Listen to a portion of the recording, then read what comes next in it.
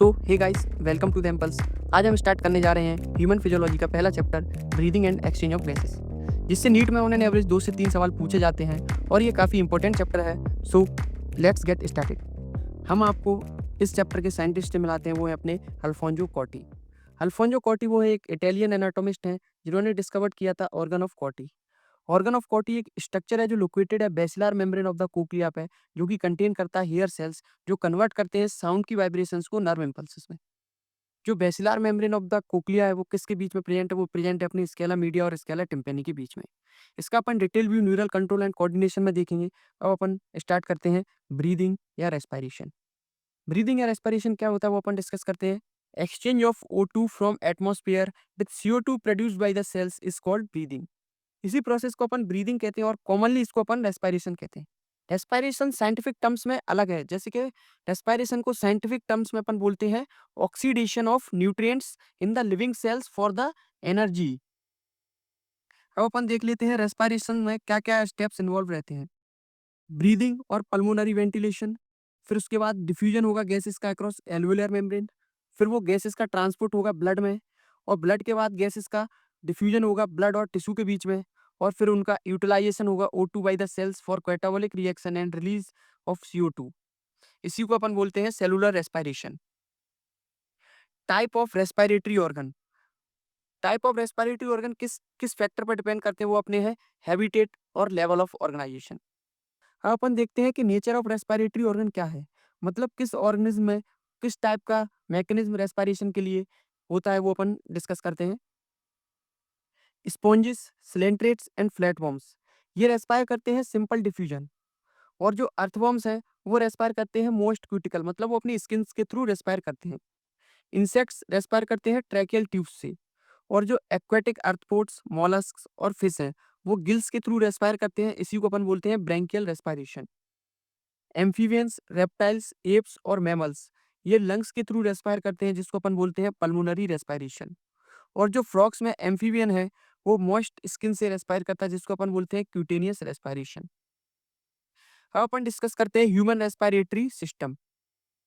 Human respiratory system कहाँ से शुरू होता है वो अपन देखते हैं। अब ह्यूमन रेस्पिरेटरी सिस्टम नॉस्ट्रिल से शुरू होता है, फिर उसके बाद आता है नेजल चैम्बर, फिर फेरिंग्स जो कि कॉमन पैसेज है फूड और वाटर के लिए, फिर आता है लैरिंग्स जो कि साउंड बॉक्स भी कहा जाता है और ये साउंड के प्रोडक्शन में मदद करता है, फिर उसके बाद आता है ट्रैकिया जिसको अपन विंड पाइप कहते हैं, फिर उसके बाद आता है ब्रोंकस, फिर आते हैं अपने bronchi, primary bronchi, secondary bronchi and tertiary bronchi, फिर उसके बाद आते हैं अपना bronchioles, initial, terminal and respiratory, फिर आ जाती है अपनी एल्वुलाई।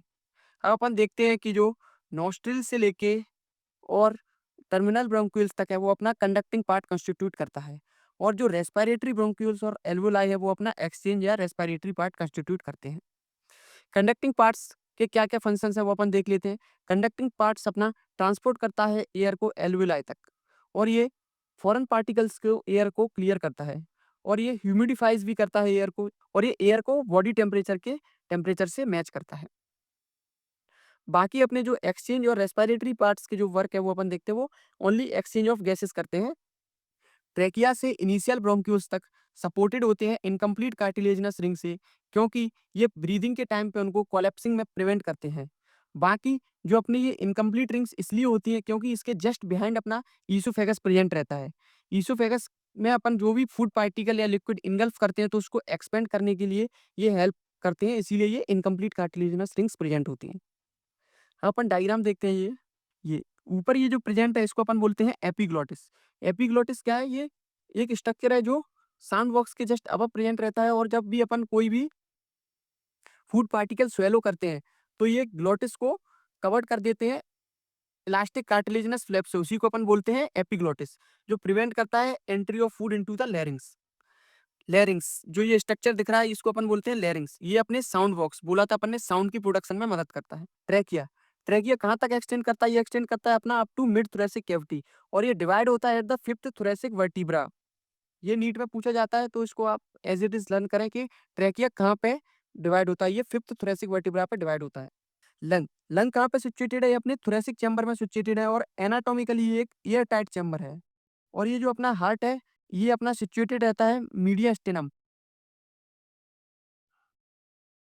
अब अपन देखते हैं जो लंग्स है जिसकी जो आउटर मेम्ब्रेन है वो क्लोज कांटेक्ट में किससे है, ये अपने क्लोज कांटेक्ट में थोरेसिक वर्टिब्रा से, और जो इसकी इनर मेम्ब्रेन है वो क्लोज कांटेक्ट में किससे है, ये है अपनी लंग सरफेस से। ये अपनी एल्वुलाई है, ये प्लूरल फ्लूइड जो दोनों लेयर्स के बीच में प्रेजेंट रहता है, जो अपने फ्रैक्शंस को रिड्यूस करता है, और ये अपनी ब्रोंक्यूल्स है। अब अपन देखते हैं कि जो थोरेसिक चैम्बर है वो किससे फॉर्म्ड होता है।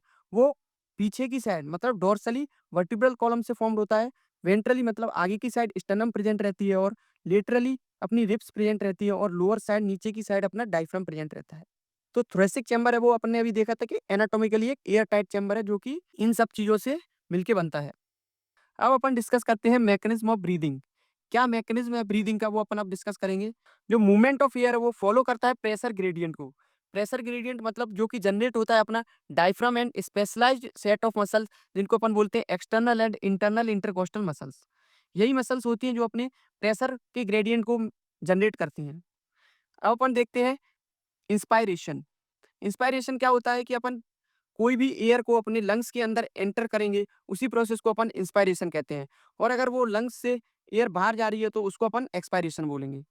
इंस्पायरेशन करने के लिए अपना जो इंट्रा पल्मोनरी प्रेशर है, मतलब लंग्स के अंदर का जो प्रेशर है वो कम होना चाहिए। तभी जो एटमॉस्फेरिक प्रेशर से जो एयर होगी वो अपने अंदर आएगी, मतलब negative pressure in the lungs होना चाहिए with respect to atmosphere. Inspiration में अपनी जो वॉल्यूम्स इंक्रीज होती है वो होती है increase in volume of thoracic chamber in antero posterior axis. Antero posterior axis जैसे कि अपना ये एक मेन है, अपनी जो ये वाली एक्सिस है इसको अपन बोलते हैं एंटीरो पोस्टीरियर एक्सिस। अगर इसमें वॉल्यूम इंक्रीज हो रही है अपन कि ये किससे होती है, ये अपनी होती है कॉन्ट्रैक्शन ऑफ डायफ्राम की वजह से। अब अपन देखते हैं कि जो इंक्रीज होती है volume of thoracic chamber in dorso ventral axis, जो कि अपनी होती है contraction of external intercostal muscles. External जो अपन देखते हैं कि जैसे ये है एक मैन, तो अपनी जो ये वाली एक्सिस में अगर वॉल्यूम इंक्रीज हो रही है इसको अपन बोलते हैं डोर्सो वेंट्रल एक्सिस।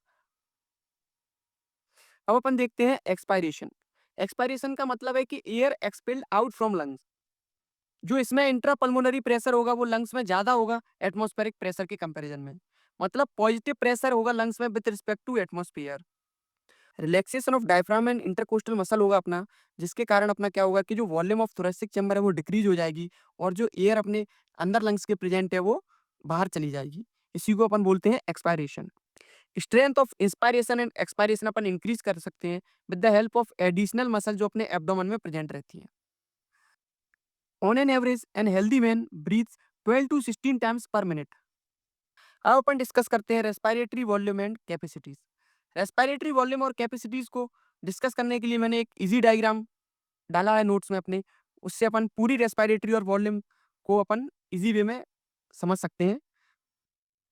देखते हैं इस स्पायरोग्राम के डायग्राम से अपन, जो ये अपनी जो ये वाली वॉल्यूम है इसको अपन बोलेंगे tidal volume. Tidal volume.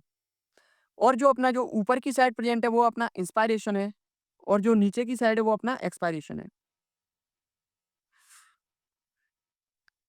Tidal volume से अपन ने जितना भी एक्स्ट्रा इंस्पायर किया उसको अपन बोलेंगे inspiratory reserve volume. Inspiratory reserve volume. और टाइडल वॉल्यूम से नीचे जितना भी अपन ने एक्सपायर किया उसको अपन बोलेंगे expiratory reserve volume. Tidal volume plus inspiratory reserve volume इसको अपन बोलेंगे इंस्पायरेटरी कैपेसिटी। और tidal volume plus expiratory reserve volume इसको अपन बोलेंगे एक्सपायरेटरी कैपेसिटी। रेजिडुअल वॉल्यूम क्या होता है, ये एक एक्स्ट्रा वॉल्यूम है जो लंग्स में प्रेजेंट है आफ्टर फोर्सफुल एक्सपायरेशन, उसको अपन बोलते हैं रेसिडुअल वॉल्यूम। और जो वाइटल कैपेसिटी है वो इंक्लूड करती है tidal volume plus inspiratory reserve volume plus expiratory reserve volume. और जो फंक्शनल रेसिडुअल कैपेसिटी है उसमें अपन इंक्लूड करते हैं ईआरवी प्लस आरवी। इसी को अपन बोलते हैं फंक्शनल रेसिडुअल कैपेसिटी। जो अपनी टोटल लंग कैपेसिटी उसमें अपनी सारी वॉल्यूम्स एंड कैपेसिटीज आ जाती हैं। IRV plus TV plus ERV plus RV, इन सबको मिला के अपन बोलते हैं टोटल लंग कैपेसिटी। अब अपन एक एक करके हर एक लंग कैपेसिटीज और वॉल्यूम को डिस्कस करते हैं। Tidal volume. टाइडल वॉल्यूम क्या है, अपन ने जो वॉल्यूम ऑफ एयर इंस्पायर्ड और एक्सपायर्ड करी है ड्यूरिंग नॉर्मल रेस्पिरेशन उसी को अपन बोलते हैं टाइडल वॉल्यूम। और जो कि होती है अपनी 500 ml। Minute volume. Minute volume क्या होती है अपनी? Tidal volume into breathing rate. Breathing rate मैंने बताया था कि वो कितनी होती है अपनी 12 टू 16 टाइम्स पर मिनट। तो मिनट वॉल्यूम अपनी कितनी हो जाएगी? 6000 टू 8000 ml पर मिनट। अब अपन देखते हैं inspiratory reserve volume. Inspiratory reserve volume क्या है अपनी? जो एडिशनल वॉल्यूम ऑफ एयर जो अपन इंस्पायर करेंगे फोर्सफुल इंस्पायरेशन से, उसको अपन बोलेंगे इंस्पायरेटरी रिजर्व वॉल्यूम, जो कि अपनी होती है 2500 ml टू 3000 ml। अब अपन देखते हैं expiratory reserve volume. Expiratory reserve volume क्या है अपनी? एडिशनल वॉल्यूम ऑफ एयर है जो कि अपन एक्सपायर करते हैं बाई फोर्सफुल एक्सपायरेशन। मतलब अपन ने जो एयर एडिशनल बाहर निकाली अपने लंग से फोर्सफुल एक्सपायरेशन करके, उसी को अपन बोलते हैं एक्सपायरेटरी रिजर्व वॉल्यूम, जो कि होती है अपनी 1000 ml to 1100 ml। Residual volume. Residual volume क्या है? जो एयर रिमेनिंग होती है अपने लंग्स में even after a forceful expiration. मतलब अपने फोर्सफुल एक्सपायरेशन करने के बाद भी अपने लंग्स में जो एयर बची हुई होती है उसको अपन बोलते हैं रेसिडुअल वॉल्यूम। यही एयर अपन को लंग्स को कोलैप्स करने नहीं देती है, उनको प्रिवेंट करती है कोलैप्सिंग में, जो कि अपनी होती है 1100 ml टू 1200 ml। हाँ, अपन देखते हैं पल्मोनरी कैपेसिटीज। पल्मोनरी कैपेसिटी में पहली अपन देखते हैं वो है अपनी इंस्पायरेटरी कैपेसिटी। इंस्पायरेटरी कैपेसिटी क्या है? अपनी मैक्सिमम वॉल्यूम ऑफ एयर जो अपन ने इंस्पायर करी है आफ्टर नॉर्मल एक्सपायरेशन। मतलब अपन ने नॉर्मल एक्सपायरेशन कर लिया है, फिर अपन ने जितनी भी एयर इंस्पायर करी है उसको अपन बोलेंगे इंस्पायरेटरी कैपेसिटी, जो कि अपनी इंक्लूड करती है टीवी प्लस आईआरवी को। एक्सपायरेटरी कैपेसिटी होती है कि आफ्टर नॉर्मल इंस्पायरेशन, मतलब अपन ने नॉर्मल इंस्पिरेशन कर लिया है, उसके बाद अपन ने जितनी भी maximum volume of air expire करेंगे उसको अपन बोलेंगे एक्सपायरेटरी कैपेसिटी, जो कि अपनी होती है टीवी प्लस ईआरवी। अब अपन देखते हैं functional residual capacity. Functional residual capacity होती है अपनी volume of air remaining in lung after normal expiration. अपने लंग्स में जितनी भी वॉल्यूम एयर की बची हुई है आफ्टर नॉर्मल एक्सपायरेशन के बाद उसको अपन बोलते हैं फंक्शनल रेसिडुअल कैपेसिटी, जो कि होती है RV plus ERV. Vital capacity. Vital capacity क्या होती है अपनी? वाइटल कैपेसिटी होती है कि अपन ने जो एयर इंस्पायर्ड करी है आफ्टर फोर्सफुल एक्सपायरेशन, या अपन ने एयर एक्सपायर करी है आफ्टर फोर्सफुल इंस्पायरेशन, इसी को अपन बोलते हैं वाइटल कैपेसिटी, जो कि इंक्लूड करती है ईआरवी, आईआरवी और टीवी को। टोटल लंग कैपेसिटी होती है कि अपना मैक्सिमम एयर लंग जो होल्ड कर सकता है at the end of forced inspiration, उसी को अपन बोलते हैं टोटल लंग कैपेसिटी, जो कि होती है आरवी, वीसी और RV plus ERV plus IRV plus TV. इसको अपन बोलते हैं total lung capacity. Volume of air जो अपन मेजर करते हैं इंस्ट्रूमेंट से उसको अपन बोलते हैं स्पायरोमीटर। और जो स्पायरोमीटर वो किस में हेल्प करता है? ये clinical assessment of pulmonary functions में हेल्प करता है। अब अपन देखते हैं कि एक्सचेंज ऑफ गैसेस लंग्स में कैसे होता है, वो अपन देखते हैं। Exchange of gases O2 and CO2।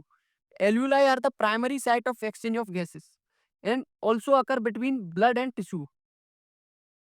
जो फैक्टर इन्फ्लुएंस करते हैं अपने गैसियस एक्सचेंज को, वो रहता है concentration and pressure gradient, solubility of gases. जो मोर सॉल्युबल गैसेस होगी वो डिफ्यूज कंपैरेटिवली मोर करेगी, जैसे कि अपन CO2 है वो 20 टू 25% मोर सॉल्युबल है O2 से। Thickness of membrane is inversely proportional to diffusion. अगर डिफ्यूजन रेट ज्यादा होगी तो थिकनेस ऑफ मेम्ब्रेन कम होगी। जो अपनी डिफ्यूजन मेम्ब्रेन है वो किस किस से मिलकर बनी होती है वो अपन देखते हैं। सबसे पहली रहती है अपनी स्क्वेमस एपिथेलियम ऑफ एल्वियुलर वॉल, जो कि वन सेल्ड थिक रहती है। और दूसरी अपनी रहती है वो अपनी रहती है बेसमेंट मेम्ब्रेन। और जो थर्ड पे रहती है अपनी वो रहती है एंडोथीलियम ऑफ ब्लड कैपिलरी। ये तीनों मिलके अपनी डिफ्यूजन मेम्ब्रेन को बनाती हैं। अब अपन डिस्कस करते हैं कि जो अपनी जो पार्शियल प्रेशर गैसेस का वो रहता है जो O2 और CO2 का, वो कितना कितना रहता है एयर में, एल्वियोलाई में, ब्लड डीऑक्सीजनेटेड में, ब्लड ऑक्सीजनेटेड में और टिश्यू में। अपन देखते हैं इस डायग्राम में O2 को अपन इंस्पायर करते हैं जो कि अपनी आती है एल्वुलस में। एल्वुलस से वो एक्सचेंज होती है अपनी पल्मोनरी वेन्स में, और पल्मोनरी वेन्स से वो अपनी आती है राइट एट्रियम में, और राइट एट्रियम से वो अपनी जाती है सिस्टमिक आर्टरीज में। सिस्टमिक आर्टरीज से वो अपनी O2 का जो एक्सचेंज होता है वो टिश्यू के साथ होता है, और जो CO2 होती है वो अपनी आ जाती है सिस्टमिक वेन में। सिस्टमिक वेन्स में से जो अपनी CO2 आती है वो अपनी लेफ्ट एट्रियम में आती है, और फिर लेफ्ट एट्रियम से लेफ्ट वेंट्रिकल्स में, और लेफ्ट वेंट्रिकल से वो पल्मोनरी आर्टरीज के थ्रू एल्वुलस में आती है, और वो फिर एक्सपायर्ड एयर के थ्रू बाहर चली जाती है बॉडी से। अब अपन देखते हैं कि क्या क्या प्रेशर रहता है अपना O2 और CO2 का, वो अपन डिस्कस करते हैं। जो अपना एटमॉस्फेरिक एयर में पार्शियल प्रेशर ऑफ O2 होता है वो होता है अपना 159 mmHg, और जो CO2 का होता है वो अपना रहता है 0.3 mmHg, और जो एल्वियोलाई में अपना प्रेशर रहता है O2 का वो रहता है 104 mmHg, और जो CO2 का रहता है वो रहता है अपना 40 mmHg, और जो डीऑक्सीजनेटेड ब्लड में अपना O2 का प्रेशर रहता है वो रहता है 40, और जो CO2 का रहता है वो रहता है अपना 45, और जो ऑक्सीजनेटेड ब्लड में अपना जो प्रेशर रहता है वो रहता है अपना 95, और जो CO2 का रहता है वो रहता है अपना 40, और जो टिश्यूज में अपना जो पार्शियल प्रेशर रहता है O2 का वो रहता है 40, और जो CO2 का रहता है वो रहता है 45। अब अपन डिस्कस करते हैं transport of gases. Transport of gases में अपन O2 और CO2 को ट्रांसपोर्ट करते हैं। 97% जो अपनी O2 होती है वो ऑक्सी हीमोग्लोबिन के फॉर्म में ट्रांसपोर्ट होती है। Hb+O2 जो कि बनाता है अपना HbO2, जिसको अपन बोलते हैं ऑक्सी हीमोग्लोबिन। जो ईच हीमोग्लोबिन मॉलिक्यूल है वो कैरी करता है 4 ऑक्सीजन मॉलिक्यूल्स को and make reversible haemoglobin. 3% O2 upon dissolve state में ट्रांसपोर्ट करते हैं इन प्लाज्मा के थ्रू। 20 to 25% CO2 ट्रांसपोर्ट होती है अपनी कार्ब अमीनो हीमोग्लोबिन की फॉर्म में, Hb+CO2 जो कि मिलके बनाता है अपना HbCO2, जिसको अपन बोलते हैं कार्ब अमीनो हीमोग्लोबिन। और जो 7% जो CO2 होता है वो डिसॉल्व स्टेट में प्लाज्मा के थ्रू अपन ट्रांसपोर्ट करते हैं, और मैक्सिमम ट्रांसपोर्ट अपन करते हैं बाइकार्बोनेट्स की फॉर्म में, जो कि होता है 70%। Carbonic anhydrase.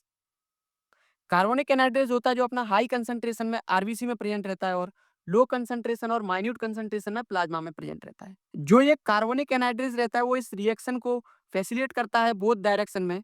जैसे कि अपन देखते हैं CO2 प्लस H2O जो अपना कार्बोनिक एनहाइड्रेस की मदद से बनाता है H2CO3, और H2CO3 हाईली अनस्टेबल रहता है, इसीलिए वो टूट जाता है HCO3 प्लस H प्लस में। जो अपना 100 ml ऑफ ब्लड है वो डिलीवर करता है अपना 5 ml of O2 to the tissue, और जो अपना 100 ml ऑफ ब्लड है वो डिलीवर करता है 4 ml of CO2 to the alveoli.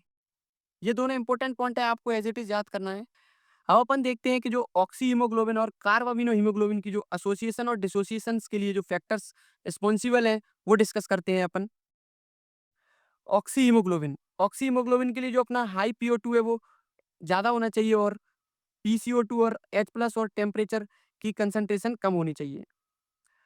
और अगर अपन इसकी डिसोसिएशंस के लिए देखेंगे तो जो हाई PO2 की कंसंट्रेशन है वो कम होनी चाहिए, और लो PCO2 ज़्यादा होना चाहिए, और high H plus ion concentration रहनी चाहिए, और हाई टेम्परेचर रहना चाहिए।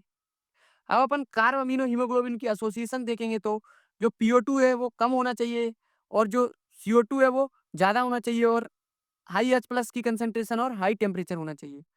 अगर अपन इसकी डिसोसिएशंस के लिए देखते हैं तो जो PO2 है वो ज़्यादा होना चाहिए, और PCO2 है वो कम होना चाहिए, और H प्लस आयंस की कंसंट्रेशन भी कम होनी चाहिए, और हाई टेम्परेचर भी कम होना चाहिए।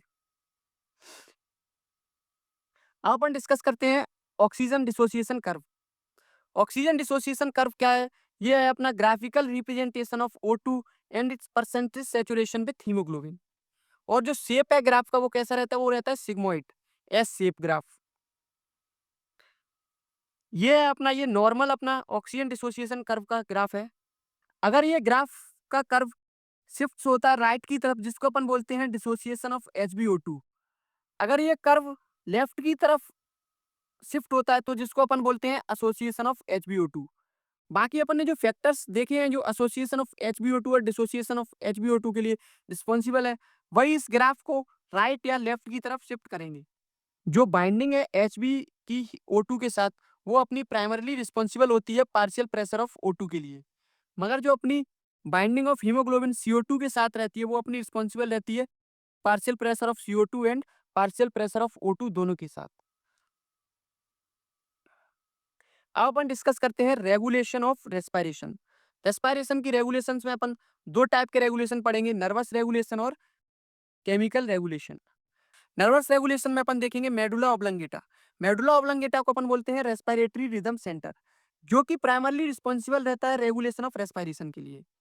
अब अपना आता है पोन्स। पोन्स को अपन बोलते हैं न्यूमोटैक्सिक सेंटर, जो कि रिड्यूस करता है ड्यूरेशन ऑफ इंस्पायरेशन को। इसको अपन बोलते हैं switch off point of inspiration.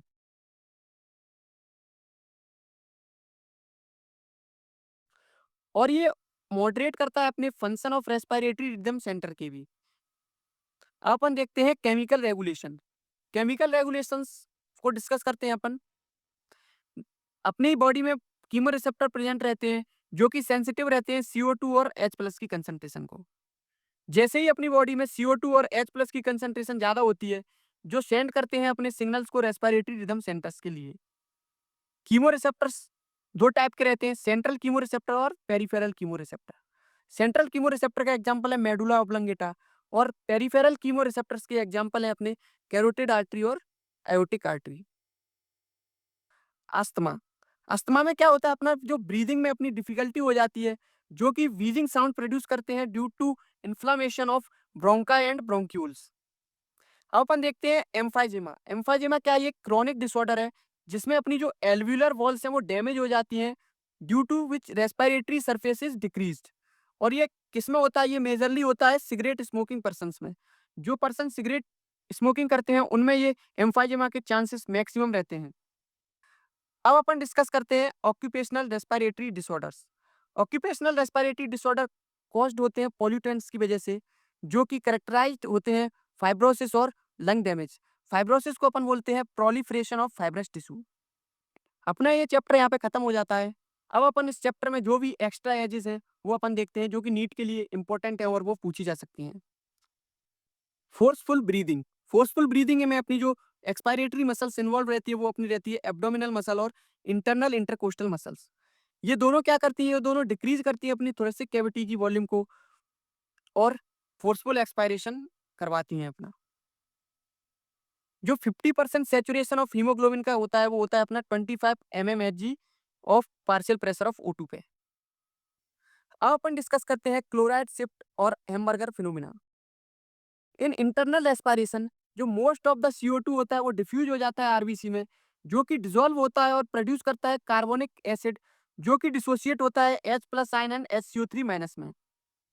और ये जो HCO3+ और H+ आयन है वो आरबीसी से प्लाज्मा में जाता है और जो Cl आयन है वो डिफ्यूज करता है प्लाज्मा से आरबीसी में। इसी को अपन बोलते हैं क्लोराइड शिफ्ट और हैम्बर्गर फिनोमिना। जो रेस्पिरेटरी रिदम सेंटर है वो डोर्सल साइड में कंटेन करता है inspiratory area for normal breathing and ventral side में वो कंटेन करता है expiratory area for forceful expiration. अब अपन डिस्कस करने जा रहे हैं occupational respiratory disorder. Occupational respiratory disorder के कुछ एग्जांपल्स हैं जैसे कि एस्बेस्टोसिस, जो कि अपना होता है पॉल्यूटेंट्स लाइक एस्बेस्टोस। सिलिकोसिस, जो होता है अपना सिलिका की वजह से। न्यूमोकोनियोसिस, जो कि होता है अपना कोल माइंस की वजह से। बाइसिनोसिस, जो होता है अपना टेक्सटाइल इंडस्ट्रीज की वजह से। So that's all for this chapter and ये जो नोट्स हैं आपको डिस्क्रिप्शन में मिल जाएंगे। सो आई होप ये सेशन आपको यूजफुल लगा होगा। अगर यूजफुल लगा तो डेफिनेटली लाइक एंड सब्सक्राइब तो बनता है and do share it with your friends. Till then see ya and take care. Ahora eres fantasma, el que me persigue. Te ataste a mi alma. Yo no quiero nada.